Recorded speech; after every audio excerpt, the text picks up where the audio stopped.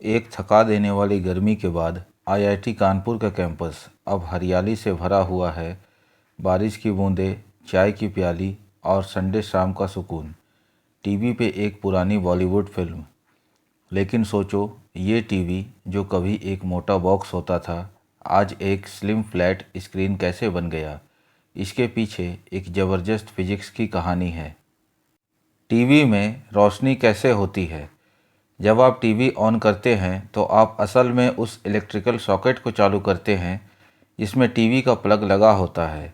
हमें यह तो पता है कि सॉकेट से होकर विद्युत धारा बहती है जिससे इलेक्ट्रॉन ढोते हैं, लेकिन ये इलेक्ट्रॉन रोशनी में कैसे बदल जाते हैं? इसका जवाब है एक मैजिकल मटेरियल जो कि फॉस्फोर है। जब कोई इलेक्ट्रॉन किसी फॉस्फोर से टकराता है तो वह लाइट छोड़ता है। यह उस तरीके से जुड़ा है जिस तरह से फॉस्फोर के अंदर इलेक्ट्रॉन व्यवस्थित होते हैं। जब कोई अतिरिक्त इलेक्ट्रॉन इनमें टकराता है तो अंदर के इलेक्ट्रॉन उत्तेजित होकर हाई एनर्जी लेवल पर चले जाते हैं। जब वे वापस नीचे आते हैं तो अपनी कुछ एनर्जी लाइट के रूप में छोड़ते हैं। इसलिए ट्यूबलाइट और फ्लोरोसेंट बल्बों के अंदर फॉस्फोर की परत चढ़ाई जाती है। यही कारण है कि हम सफ़ेद बल्बों को CFL यानी कॉम्पैक्ट फ्लोरोसेंट लैंप कहते हैं। बल्ब या ट्यूबलाइट के भीतर सिर्फ इतना चाहिए होता है कि उड़ते हुए इलेक्ट्रॉन या अन्य आवेशित कण इन फॉस्फोर पर टकराएं। अगर आपने कभी कोई पुरानी ट्यूबलाइट टूटी हुई देखी हो तो उसके कांच की नली के अंदर जो सफ़ेद पाउडर होता है वह और कुछ नहीं, फॉस्फोर ही होता है। ट्यूबलाइट में हमें केवल लाइट चाहिए होती है, इसलिए उसके अंदर की दीवारों पर फॉस्फोर की परत समान रूप से चढ़ा दी जाती है।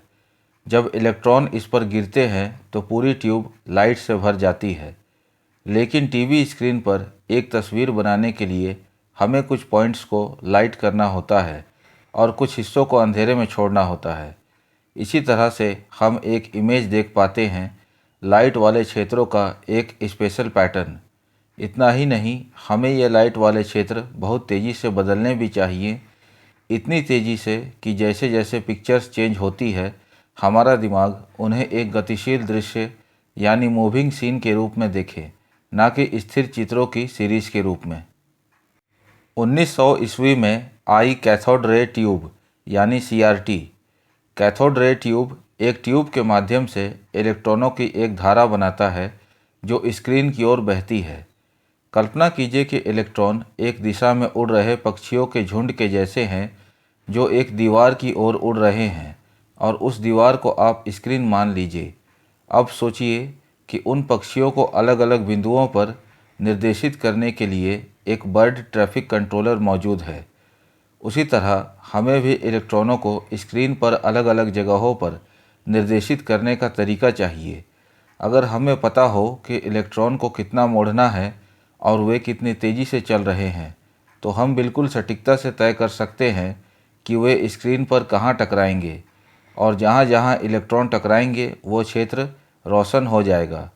ठीक उसी तरह जैसे एक ऑर्केस्ट्रा का संचालक अलग अलग वाद्य यंत्रों को सही समय पर बजने के लिए निर्देशित करता है। पर इन इलेक्ट्रॉन्स को उस जगह तक कैसे ले जाएं?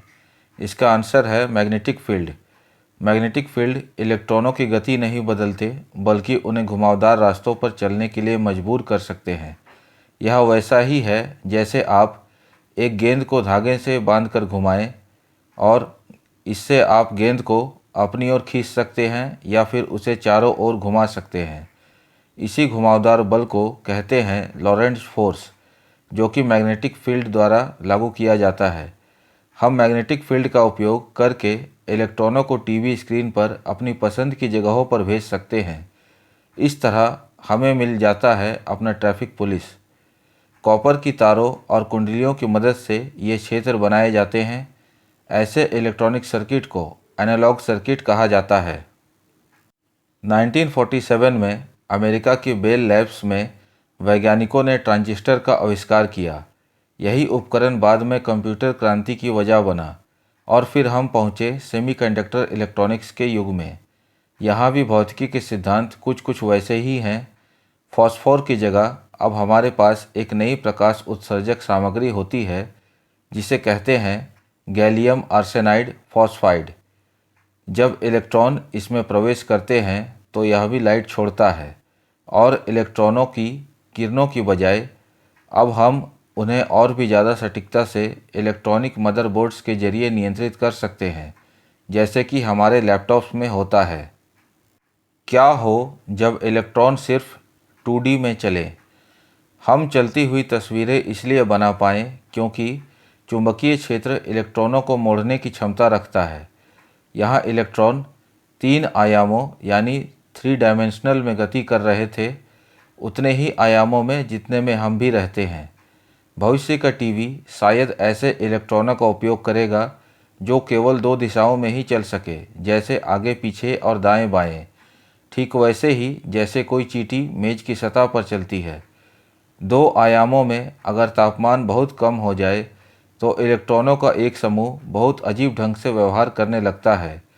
वे एक विशेष अवस्था बनाते हैं जिसे कहते हैं फ्रैक्शनल क्वांटम हॉल स्टेट। इस अवस्था में वास्तव में ऐसे नए कण उभरते हैं जिनका आवेश सिर्फ 1/3 इलेक्ट्रॉन जितना होता है और ये कण केवल उस पदार्थ की किनारी यानी एज पर ही गति कर सकते हैं। इन विशेष कणों को कहा जाता है एयॉन्स। ये उन सामान्य कणों से बिल्कुल अलग होते हैं जिनसे हम आमतौर पर 3 आयामों में सामना करते हैं, जैसे इलेक्ट्रॉन और फोटॉन।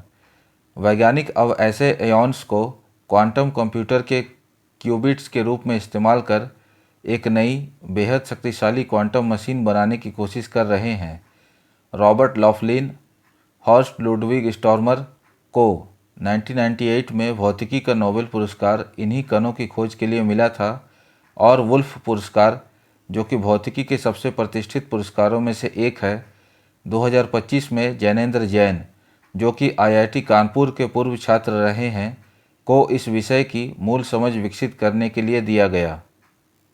अब जैसे 1947 में ट्रांजिस्टर का आविष्कार हुआ और कुछ ही समय बाद पहला टीवी अस्तित्व में आया, वैसे ही फ्रैक्शनल चार्ज पार्टिकल्स की खोज आज के टीवी को एक ऐसी तकनीक में बदल सकती है जिसकी हम कल्पना भी नहीं कर सकते।